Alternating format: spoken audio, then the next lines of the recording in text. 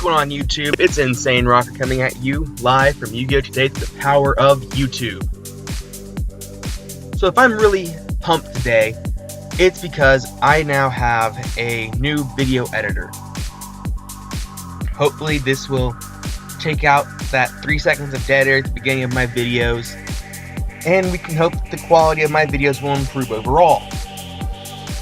So as of late, there's been a lot of hype around GOAT format. GOAT format is one of my favorite formats of Yu-Gi-Oh! However, it was the one that just preceded it that I loved the most. And that is Chaos Control.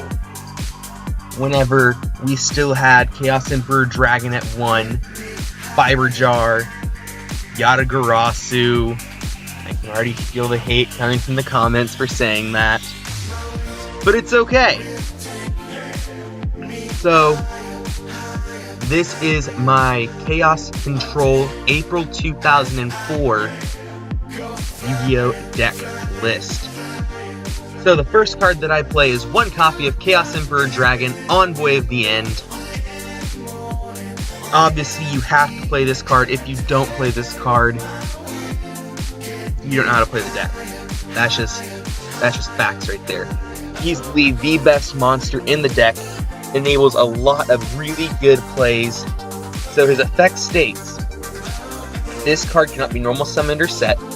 This card can only be special summoned by removing from play 1 light and 1 dark monster in your graveyard. You pay 1,000 life points to send all cards in both players' hand and on the field to the graveyard. Inflict 300 points of damage to your opponent for each card sent.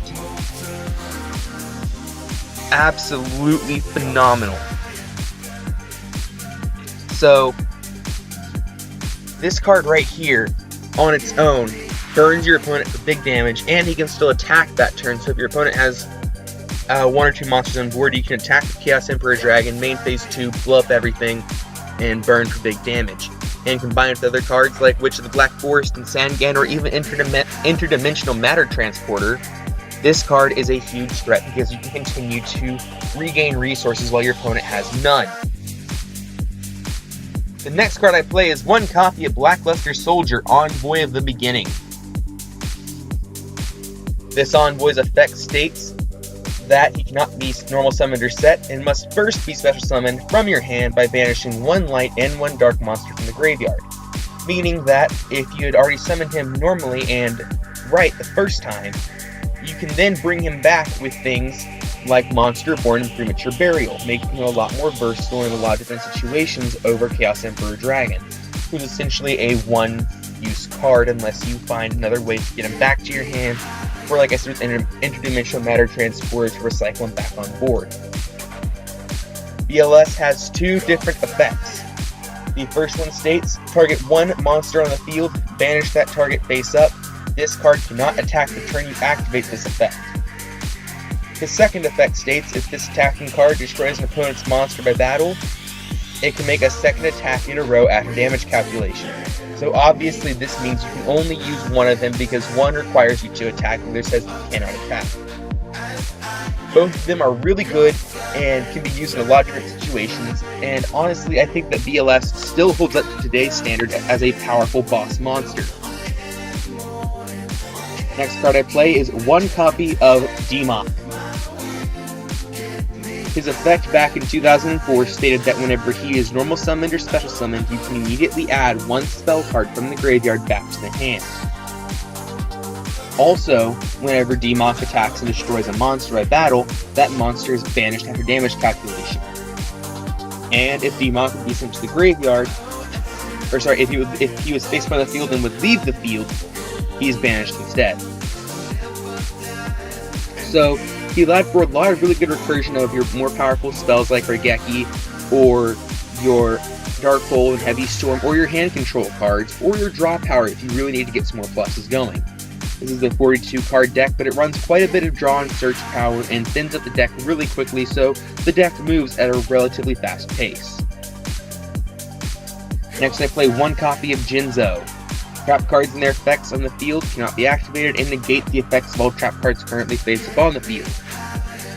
Jinzo was a $40 to $50 card back in April of 2004.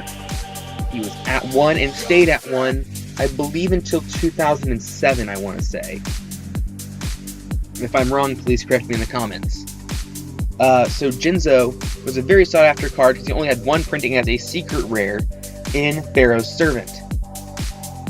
I absolutely loved this card, and I wanted to get it so bad when I was little. I would sit on eBay for hours, and I could never get one because they were always too expensive.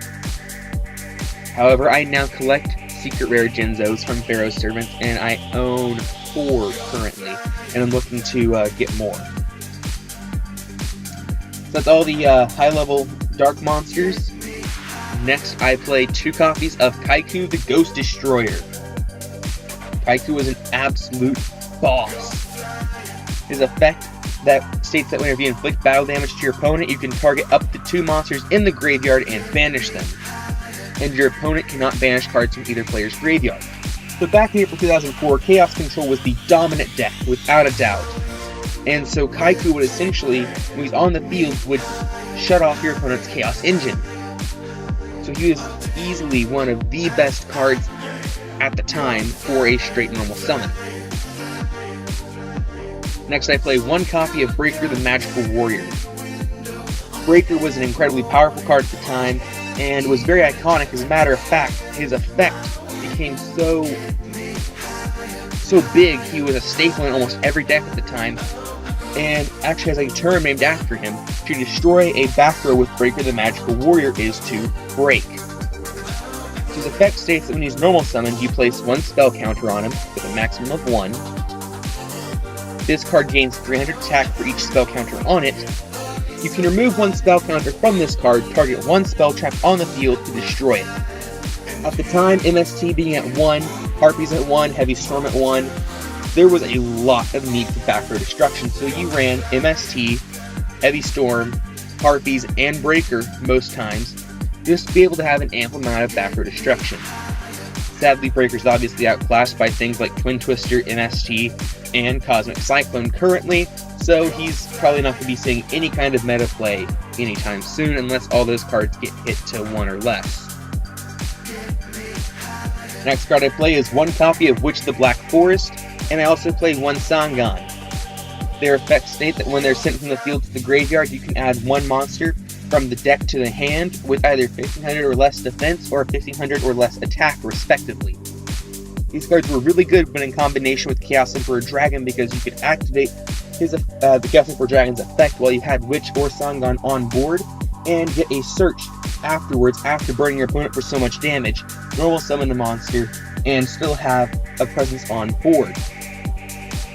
This was used in the dreaded Yada lock, which I'll explain how to do so at the end of the video. Next card I play is 1 copy of Spirit Reaper. Spirit Reaper, along with Marshmallow, were 2 of the best walls in the game at the time. You could set it face down, let it get attacked into, and you'd be perfectly fine unless they added a monster with piercing damage, like Air Knight Parshaft or Xarian Universe. His effect stating that he is destroyed after the effect of a targeting card resolves is really no big deal because most things that targeted back in the day would destroy it anyway, and it also prevents things like Snatch Steel from really having a good grip on it because they would target it with the Snatch Steel and they would automatically destroy Spirit Reaper. So, they would not be able to steal your wall for their own. His last effect, saying that when he does a direct attack, discard 1 random card from their hand, is really not that important. If I really wanted that to happen, I would play things like Vampire Lord or Don Zalug because they simply do it much better. And for the last Dark Monster, I play 1 copy of Cyberjar. This, in my opinion, is the best Jar monster out of them all. Cyberjar's effect stated that when he is flipped, destroy all monsters on the field, both players reveal the top 5 cards of their deck, and then special summon all revealed level 4 or lower monsters in either face-up attack or face-down defense position, and the rest of the remaining cards are added to the hand. Cyberjar was such a powerful card back in the day, and really his effect kind of holds up even now. If you were to use him now, he would be really good just to wipe the board clean and give you a potential +4. in Cyberjar, if you were to set him first turn your opponent normal summon one monster, both you and your opponent would go +4. If you set him relatively mid to late game, when you have no monsters, your opponent has 3 or 4, they would go +1 or 2, and you would go +4 again. So Cyberjar was just a really good card, and in my opinion, still a really good card to this day. Next, I play one copy of Air Knight Parshath. This was the best high-level light monster at the time, in my opinion, and far outclassed things like Exarian Universe, and obviously Mad Sword Beast in the piercing damage department, which was very big at the time because Scapegoat was starting to become more of a big stall card. You had a lot of things like Magician of Faith, or Marshmallow, or Spirit Reaper that would be set face down in defense mode, and you'd have to attack over them, but if they were a wall like Marshmallow or Spirit Reaper, you could not. So Air Knight Parshath having piercing damage and 900 attack with the ability to draw one card was really good at the time and super powerful. One copy of Blade Knight. So if Breaker is potentially becoming a 1900 point beat stick on summon was good, Blade Knight's ability to become a 2000 point beat stick was even better. Plus his added effect of being able to negate flip effect monsters if he's your only monster on your field was absolutely fantastic. So, at the time, Blade Knight was the only 2000 beater in the game, aside from something like Panther Warrior where you have to tribute a monster just to attack. So he was easily the best 2000 point beat stick. As a matter of fact, in the 2004 World Championship, Blade Knight was banned because it was an OCG exclusive, and Konami did not want to give the OCG players an unfair advantage. Next, I played 2 copies of DD Warrior Lady and 1 copy of Shining Angel. The reason why I talk about these 3 cards all together is because of the simple fact that I run Shining Angel just to turbo out my DD Warrior Lady even faster. DD Warrior Lady's effect states that after damage calculation, when this card battles an opponent's monster, you can banish that monster and this card. If you were able to set DD Warrior Lady face down in defense mode, have her get attacked with something like a Democ or a Jinzo, Air Knight Parshath even take a little bit of damage, or BLS Envoy, and get rid of all these really bad problematic cards. You could also get rid of walls like Spirit Reaper or Marshmallow. Next, I play 1 copy of Marshmallow. So his effect states that after damage calculation, if this card was attacked and was face down at the start of the damage step, the attacking player takes 1000 damage. Marshmallow cannot be destroyed by battle. This was the best wall card in the game at the time, easily outclassing things like Spirit Reaper that had major drawbacks of it can't be targeted by effects, and Marshmallow was just absolutely phenomenal, being able to burn your opponent for 1000 and sit there and absorb attacks like nothing. The last light monster I play is 2 copies of Magician of Faith. Magician of Faith is a flip effect monster that states when she is flipped face up, target 1 spell card in the graveyard and add that card to your hand. Back in the day, spell recursion was very important because most of the powerful spells at the time were all limited to 1, whether it be Regeki, Harpy's Feather Duster, Change of Heart, Monster Reborn, or even Painful Choice. So Magician of Faith was a very important card. Onto my non-light dark engine.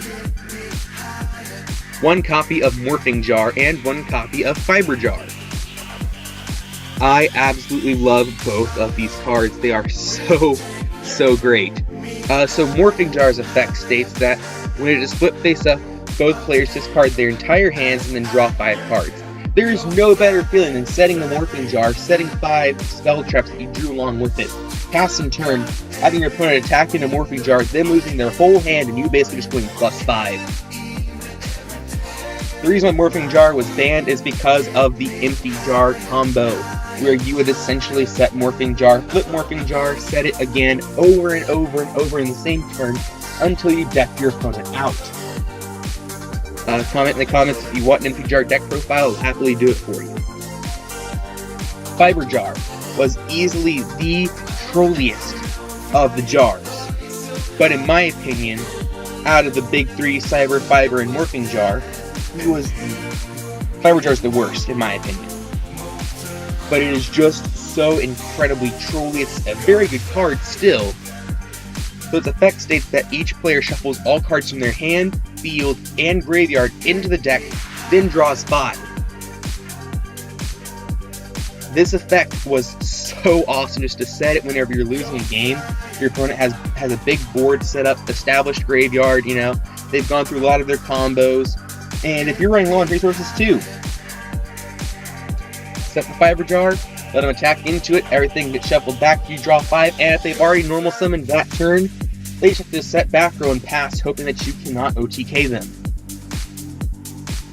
Next I play Tribe Infecting Virus and his best friend, the Sinister Serpent. There's a lot of fun to say with my speech impediment, by the way. So, Tribe Infecting Virus. Discard 1 card from your hand, declare 1 monster type. Destroy all face-up monsters of the declared type on the field.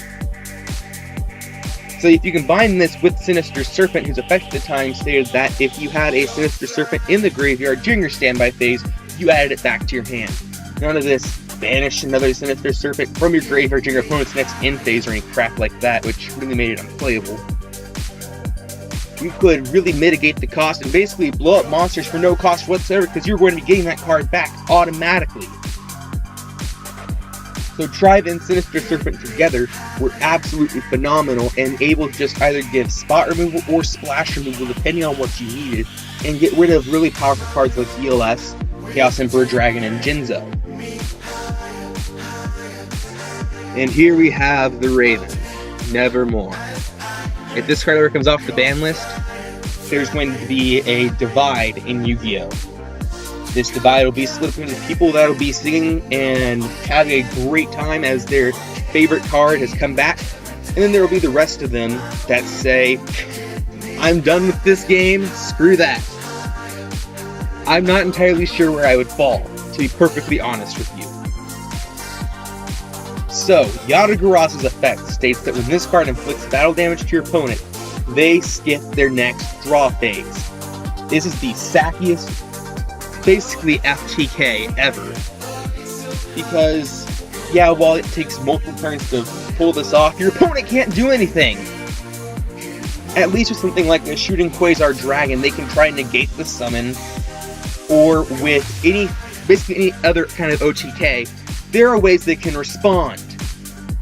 If you're playing Exodia, and they're going off with Royal Magical Library, you can always just Effect Veiler the library.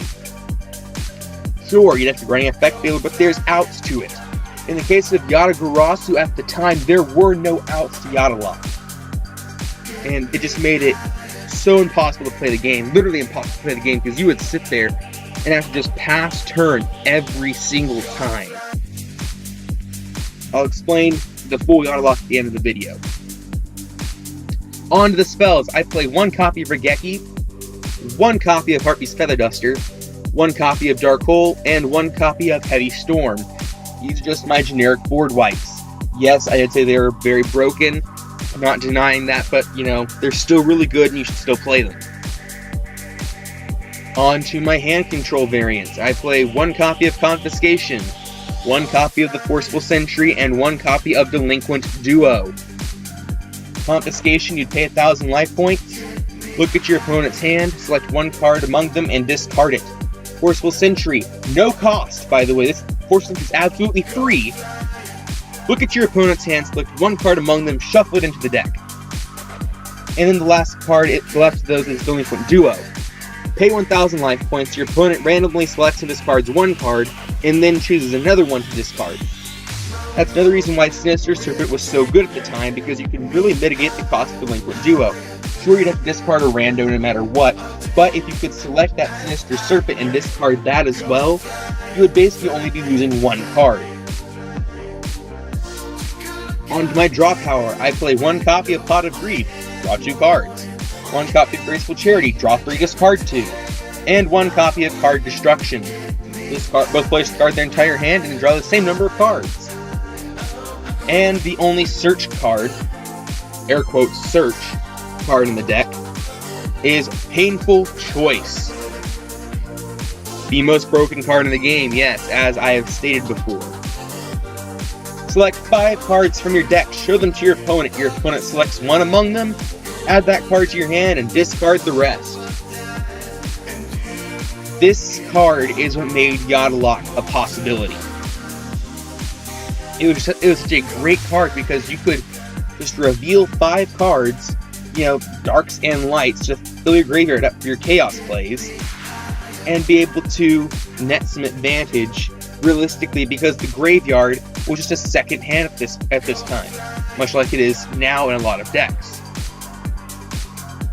For Graveyard Recursion, I play 1 copy of Monster Reborn, target 1 monster in either player's graveyard, special summon it, and 1 copy of Premature Burial.